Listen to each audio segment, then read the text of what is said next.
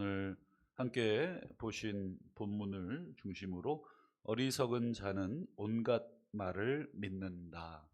어리석은 자는 온갖 말을 믿는다. 오늘 1절을 보시면 암몬 족속의 왕 나하스가 죽었다 이렇게 되어 있잖아요. 이 암몬 족속은 뭐 잠깐 족보를 말하자면 아브라함의 조카 롯이 낳은 두 아들, 딸들을 통해서 어, 이 자녀를 생산하는데 이 첫째 아들이 모압이고요, 둘째 아들이 암몬입니다.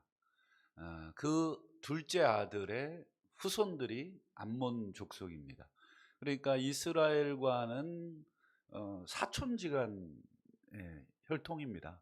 그러니까 뭐 블레셋처럼 오리지널로 이렇게 다른 민족이 아니라 이 아브라함과 조카 롯 사이처럼 그런 관계가 굳이 나쁠 이유는 없어요. 왜냐하면 아브라함이 살아있을 동안에 조카 롯을 배려를 많이 했고 또 선택권도 조카에게 많이 줬죠.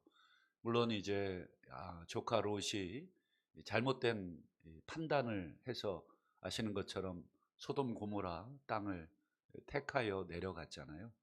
그 이후로 이제 뭐 후손들이 어떻게 됐는가 이렇게 역사적으로 봤을 때 이 암몬과 모압은 이스라엘과 상당히 좀 멀어집니다.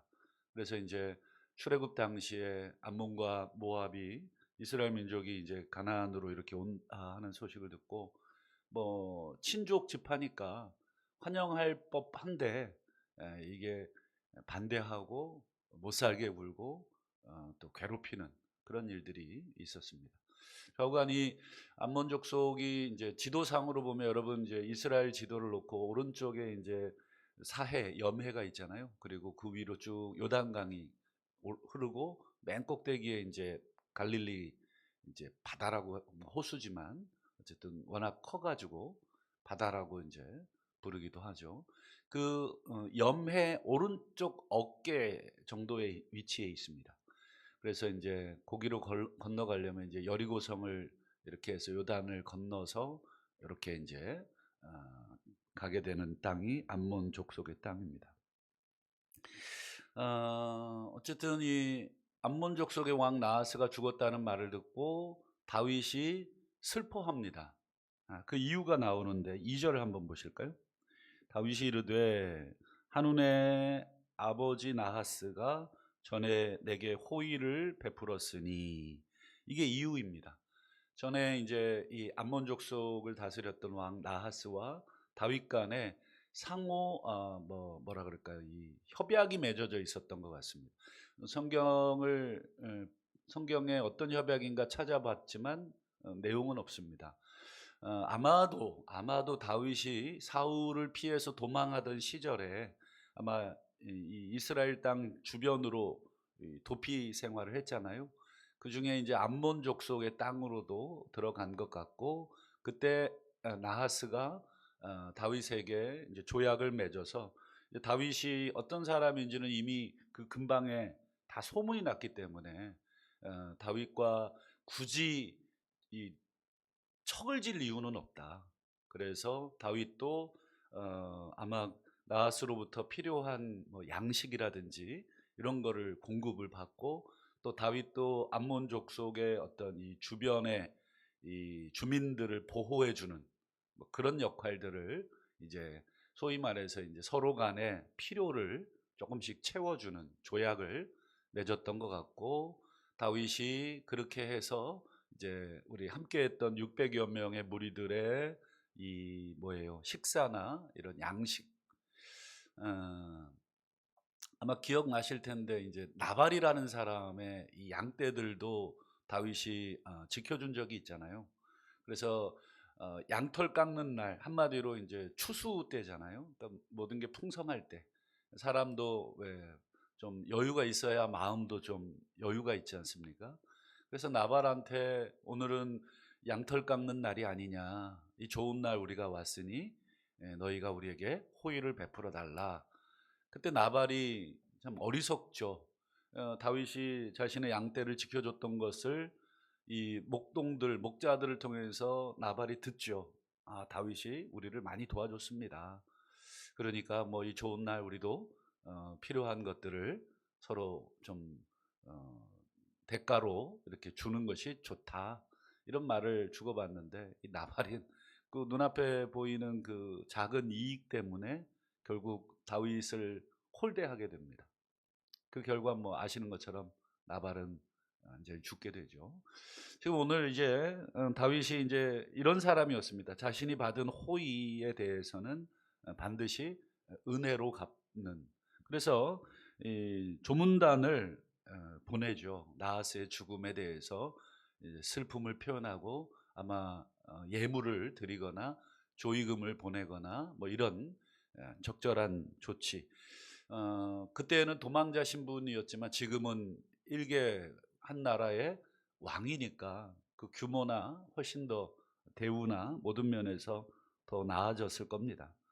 근데 문제는 이제 이때 발생을 합니다. 이 조문단을 보냈습니다. 근데 암몬의 방백들이 의심을 진짜로 했는지 아니면 가짜로 했는지 모르지만 어쨌든 아버지 나하스를 이어서 왕이 된 아들 한운에게 이 방백들이 다윗의 방문, 이 조문단들의 방문에 대해서 이렇게 평가하죠. 3절을 볼까요? 3절 우리 뒷부분을 한번 보세요. 이 땅을 엿보고 정탐하여 전복시키고자 함이 아니니까. 이 표현을 잘 보셔야 됩니다. 전복시키고자 함이 아니니까 이 말은 이제 나이가 어느 정도인지 모르겠지만 아무래도 젊겠죠. 한운 새로 아버지를 이어 왕이 됐으니까 젊은 왕이니까 아무래도 방백들은 여러분 이 산전수전 다 겪은 뭐라 그럴까요? 뭐 그런 존재겠죠. 그러니까 이제 젊은 왕을 이 당시엔 또 이 방백이라고 함은 이 완전히 왕과의 관계에서 직속 신하 관계가 아니라 소위 우리들 과거에 이제 제후들처럼 어떤 지방의 그 실권자들입니다. 지금처럼 이렇게 딱 중앙 정부 시스템이 확고하게 마련되지 않은 일종의 이제 이 부락 단위, 마을 단위의 이런 세력들이 모여서 민족과 또 지역을 이루기 때문에 왕이라고 하지만 소위 말해서 그 여러 제후들의 대표 정도밖에 되지 않을 수도 있어요. 그래서 이 제후들의 영향력이 클 수밖에 없습니다. 그래서 이 방백들이 이 한운에게 당신 몰랐냐? 아직 이제 왕이 된 지 얼마 안 돼서 잘 모르는 것 같은데 소위 말해서 이런 식으로 이제 이 표현을 하는 것입니다. 결국에 이제 이제 막 아버지 죽고 아직 뭐 즉위식도 안 했을 텐데 이제 한운이 잘못된 판단과 행동을 하게 됩니다. 4절을 한번 보실까요? 한운이 이에 다윗의 신하들을 잡아 그들의 수염을 깎고 의복을 볼기 중간까지 자르고 돌려보냈다. 우리도 지금은 이제 수염을 기르시는 분이 많지 않지만 조선 시대만 해도 여러분 수염을 깎는다, 머리를 깎는다, 신체 발부, 수지부모 뭐 이런 말도 있잖아요. 이걸 차라리 내 목을 자르는 한이 있어도 뭐 이게 그만큼 이 고대 사회는 더 심하죠. 수염을 자른다. 이건 그리고 의복을 볼기 중간까지. 고대 중동의 의복은 이 원피스예요, 남자들도. 그러니까 이 엉덩이까지 이렇게 옷을 뒤를 자르면 원피스를 자르는 것입니다. 한마디로 얼마나 이 수치 한마디로 벌거벗기는 그런 것과 똑같은 수치를 줘버리게 되죠. 여러분 아무리 의심할 수는 있다고 생각을 합니다. 왜 오지? 뭐 굳이 안 와도 되는데 왜 오지? 뭐 이런 생각을 할 수 있고 아무래도 적대적인 관계에 있다 보니까 이제 적국이 우리에게 조문을 마치 우리가 예전에 북한을 가게 되거나 북한에서 우리에게 온다 그러면 한 번 또 아마 우리나라 난리 날 겁니다. 예. 지금 뭐 우리 뭐 공산주의니 뭐 이런 얼마나 정치적으로 많이 이념이 갈려져 있습니까? 그러니 당연히 뭐 우리 김정은이가 우리 뭐 이렇게 조문 온다 뭐 그러면 난리 날 겁니다. 그죠? 그러니까 이제 여기도 그런 상황이고 의심할 수는 있겠지만, 그러나 아무리 여러분 정탐을 목적으로 온다고 하더라도 지금은 이 장례 중이고, 그리고 조문객으로 왔으니 뭐 아마 조문객들은 아시는 것처럼 뭐 이렇게 막 거대한 인원을 거느리고 오지는 않습니다. 막 이렇게 상대방에게 적국의 관계에 있을 때는 상대방 위협을 느끼지 않을 정도의 그 정도를 보내게 돼 있죠. 그러니까 조문객이니까 뭐 무장을 한 것도 아니고 또 철저하게 또 검사를 하고 들여보내니까 굳이 위협적이진 않습니다. 그러니 그러한 의심이나 이런 판단들은 잠깐 내려놓고 외교적으로 이렇게 대우하는 것이 실제적인 이익 면에서도 좋겠죠. 외교 사절입니다. 일단 조문단이긴 하지만 그들은 외교적인 모습으로 온 것이기 때문에 이분들에 대해서 어떻게 대우하느냐가 향후 관계를 맺는 것이나 뭐 정치, 경제, 국방에 있어서나 훨씬 실익이 많죠. 최근에 여러분 미국과 우크라이나 이 대통령 회담을 보셨습니까? 저도 한번 직접 그 방송을 통해서 한번 봤는데, 야, 이게 참 이런 일들이 있을 수 있구나. 이제 물론 이제 뭐 미국이 초강대국이고 우크라이나는 말 그대로 이제 도와달라고 뭐 하는 그런 입장이긴 하지만, 뭐 그런 면에서 이제 서로 주고받았던 대화들, 또 주변의 참모들이 뭐 너 왜 양복 안 입고 왔냐, 복장 문제를 또 뭐 외교적 결례다, 뭐 전쟁 중이다 우리는, 그래서 전쟁 끝날 때까지는 나는 이런 정장을 하지 않는다, 뭐 그런 쓸데없는 말들을 막, 본질은 오고 간데 없고, 너 반말했어, 너 나이 몇 살이야, 우리 싸우다 보면 막 이렇게 다른 게 막 이슈가 되듯이, 저도 그거 보면서 야, 정말 이 외교적 참사가 일어났다 이렇게 느껴졌는데, 지금 딱 그런 모양입니다. 지금 다윗은 어디를 가든지 이기는 초강대국의 지금 뭐 어떤 신흥 강대국이 되는 거예요, 이스라엘이. 그리고 이제 암몬은 아시는 것처럼 옆에 조그만한 부락입니다. 그러니까 뭐 그렇게 막 대단하진 않습니다. 그러니까 미국과 지금 우크라이나 뭐 이 정도의 적인데, 한마디로 우크라이나가 미국의 사절단에게 이런 모독을 주고 보냈다 그러면 어떻게 되겠습니까? 난리 났겠죠. 결국은 이 외교적으로 큰 결례를 범한 것입니다. 오늘 본문을 보면서 이 한운이라고 하는 지도자죠, 새롭게 아버지의 뒤를 이어서 이 암몬 족속의 왕이 된 한운의 모습을 보면서 지도자의 어떤 자질, 또 지도자의 어떤 모습에 대해서 한번 생각을 해보게 되죠. 여러분, 지도자는 어떤 사람입니까? 우리는 크고 작든지 간에 지도하는 위치에 있죠. 우리 부모님으로서, 엄마로서, 아빠로서 가정의 대소사 일들을, 또 형제 간의 일들을, 또 속해 있는 모임에서의 어떤 일들을 판단하고 결정하는 위치에 있는 사람들입니다. 그래서 어떤 것을 지도자에게 우리가 필요로 하는 게 뭐냐? 올바른 판단력을 아마 필요로 할 것입니다.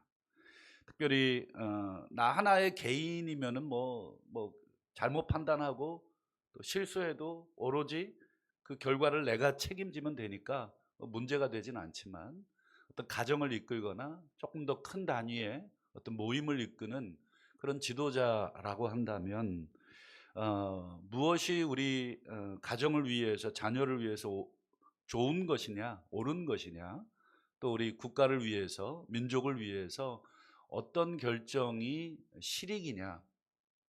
여러분, 우리가 뭐 중국이 좋아서, 뭐 미국이 좋아서, 북한이 좋아서, 러시아나 또 여러분 뭐 주변 일본이 좋아서 외교적으로 지금 우리가 어 관계를 잘 맺는 건 아니잖아요.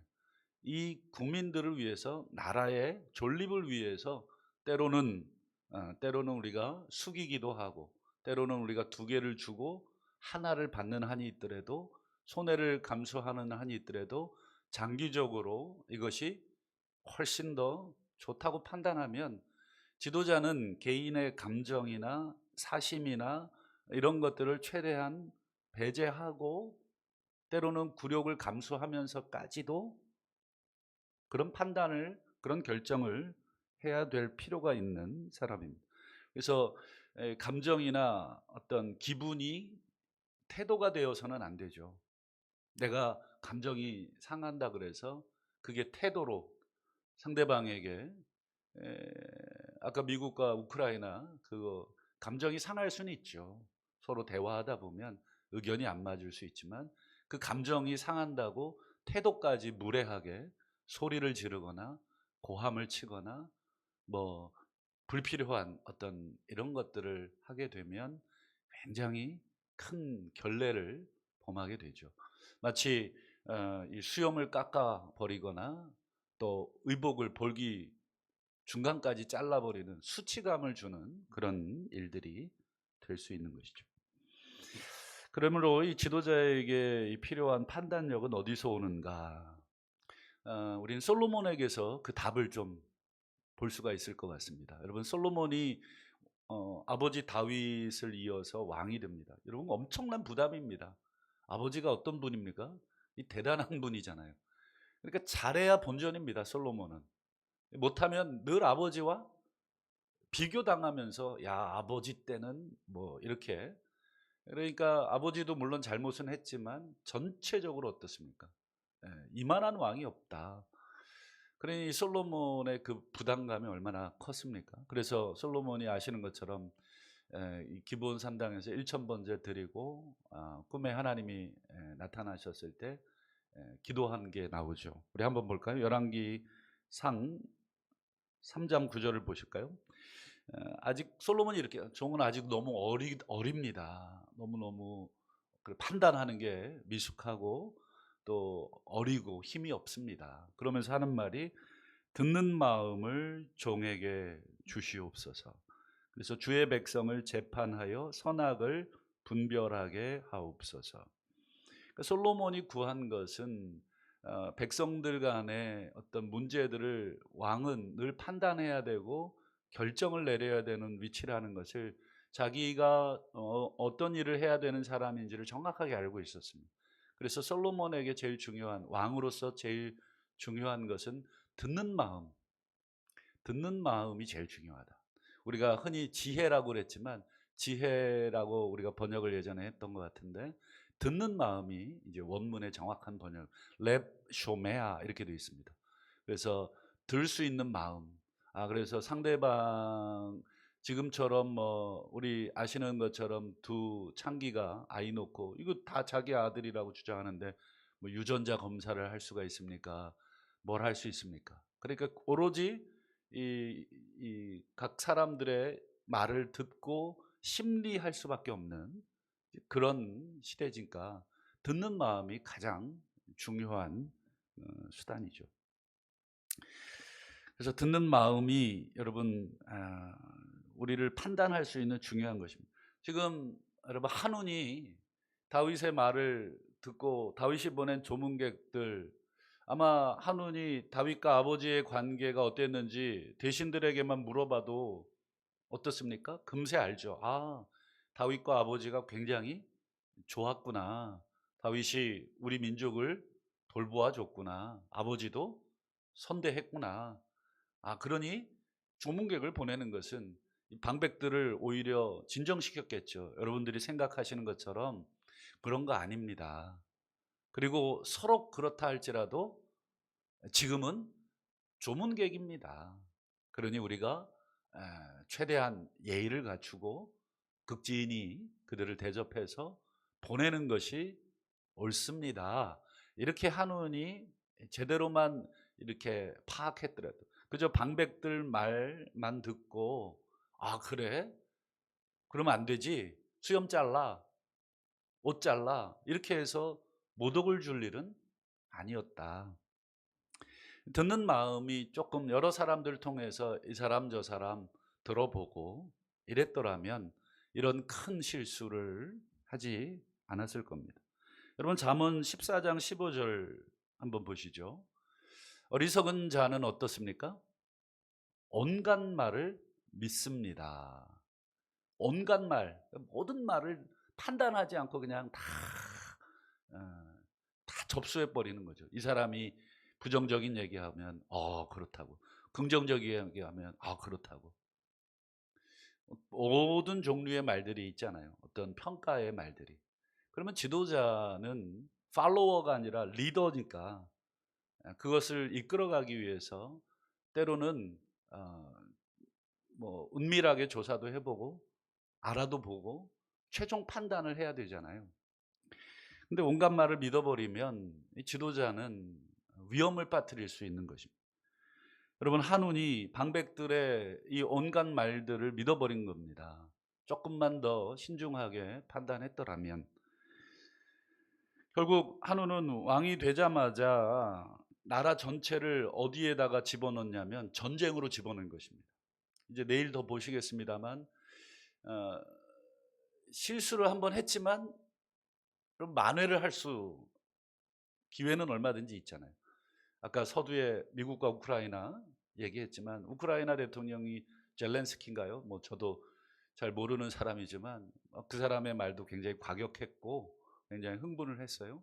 그리고는 이제 뭐 성과 없이 결렬됐다가 이제 다시 고국으로 돌아가서 판단해 보니까 여기서 미국을 적으로 만들었다가는 아무것도 이길 수 있는 것이 없다고 판단한 것 같아요. 다시 기사를 좀 검색을 해보니까 젤렌스키 그 우크라이나 대통령이 다시 겸손하게 대우하고 그래서 결국은 이제 잘 좀 조율하고 있는, 그러니까 만회한 것이죠. 개인의 감정은 아마 좋지 않겠지만 어느 것이 우리 민족을 위해서 우리 나라를 위해서 좋은 것이냐 다시 감정은 배제하고 그 사실만을 놓고 다시 평가한 것이죠.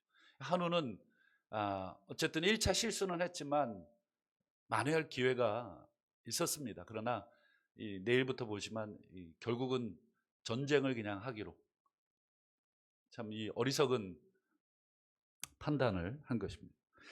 여러분, 가정뿐 아니라 국가에 이르기까지 우리 크고 작은 지도자들에게 결정을 내려야 되는 사람들에게 요구되는 게 공부입니다. 여러분, 그래서 지도자에게 가장 필요한 건 뭐겠습니까? 분별력인데 공부가 제일 필요합니다. 제가 표현을 잘못했네요. 지도자에게는 분별력이 필요하고 그 분별력을 얻기 위해서는 공부가 제일 필요합니다. 여러분, 특별히 우리 통치자가 되겠다고 꿈을 갖는 국회의원이 되겠다거나 뭐 공무원, 저 말단 공무원들 말고요. 나라를 이끄는 위치에 내가 서기를 원하는 그런 뭐 야망을 갖거나 또는 꿈을 갖는 뭐 대통령의 꿈을 갖는 그런 지도자가 있다면 아주 치열하게 공부해야 됩니다. 모든 분야에서. 경제 분야, 박사까지 아니더라도 전반적인 흐름을 알 수 있고 또 전반적인 그런 관계를 알고 그다음에 사회, 문화, 국방, 외교, 물론 전문가들이 잘 쓰면 되지만 여러분, 대통령이나 어떤 지도자가 모른 채로 사람을 쓸 수는 없는 일이죠. 그런 면에서 어느 정도는 치열하게 공부를 하셔야 됩니다. 그래서 여러분, 조선시대나 또 뭐 다른 나라도 마찬가지, 로마도 마찬가지지만 여러분, 왕이 되기 직전에 그 단계, 왕자의 단계에서 뭐부터 합니까? 그렇죠. 아주 유명한 선생님 모시고 공부를 시키죠. 어릴 때부터. 그래서 뭐 여러분 뭐 맹자왈, 공자왈 해가지고 그 유명한. 그리고 로마의 황제들 옆에는 늘 누가 있었습니까? 굉장한 철학자들이 있었습니다. 책사들이 있고 끊임없이 공부시키고 끊임없이 판단을 할 수 있도록 사고하게 하고 어느 것이 옳은지 계속해서 공부하도록 한 것입니다. 무엇보다도 우린 교회 공동체니까 뭐 교회 공동체인 지도자들, 뭐 저부터 시작을 해서 우리 여기 장로님들도 계시고 우리 교회를 이끌어가는 리더들이 여기 다 계신데, 여러분 공부하셔야 되죠. 특별히 어떤 공부해야 되겠습니까? 그렇죠. 시편 1편 2절을 한번 보실까요? 오직 여호와의 율법을 즐거워하여 율법을 주야로 묵상하는.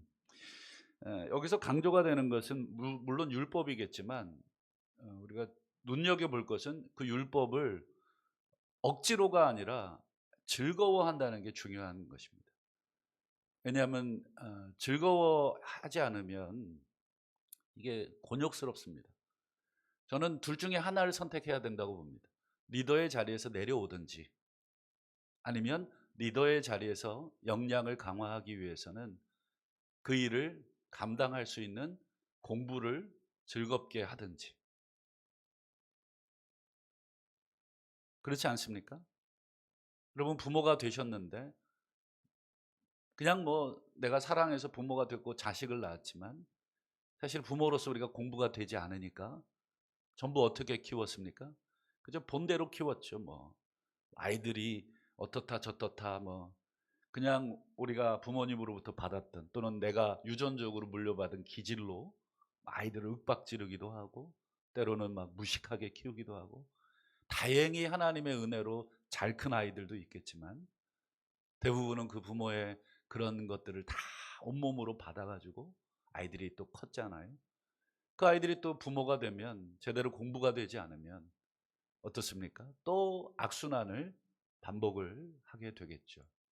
그런 면에서 여러분 공부는 되게, 뭐 물론 공부 좋아하는 사람도 있겠지만 공부를 대부분 싫어하겠죠. 그러나 우리가 그 위치에 갔다면, 또 그 역할을 우리에게 누군가가 맡겼다면 싫든 좋든 공부를 해야 됩니다. 그러므로 우리 교회를 이끄는 우리 지도자의 위치에 있는, 특별히 오늘 이 새벽에 우리 성도님들과 같은 크고 작은 지도자의 위치에 있는 분들은 항상 말씀의 자리, 그리고 솔로몬처럼 하나님께 듣는 마음을 기도하는 그 기도의 자리를 우리 즐거워해야 되겠습니다. 때로는 의무감으로, 때로는 숙제하는 마음으로 하기도 하지만, 기본적으로는 우리가 하나님으로부터 하나님의 법을 우리가 공부하지 않으면, 또 하나님께 묻지 않으면 우리는 한운과 같은 그런 판단적 실수, 그래서 나라 전체를 전쟁의 위기에 몰아넣는 그런 실수, 그 결과는 온통 국민들이 다 고통을 받게 되는 그런 실수들을 우리가 하게 될 것입니다. 그러므로 날마다 말씀의 자리, 하나님 종에게 지혜를 달라고, 그리고 하나님 혹시 종이 아직도 어리석어서 판단에 미스가 있거든 우리 하나님께서 좋은 참모들을 보내주시고 주변에 좋은 사람 보내주셔서 그것들을 잘 커버할 수 있도록, 그리고 하나님 친히 모든 부족한 부분들을 채워달라고, 또 우리가 은혜를 구할 수 있잖아요. 말씀을 맺겠습니다. 오늘 말씀의 제목이 이것이었습니다. 어리석은 자는 온갖 말을 믿는다.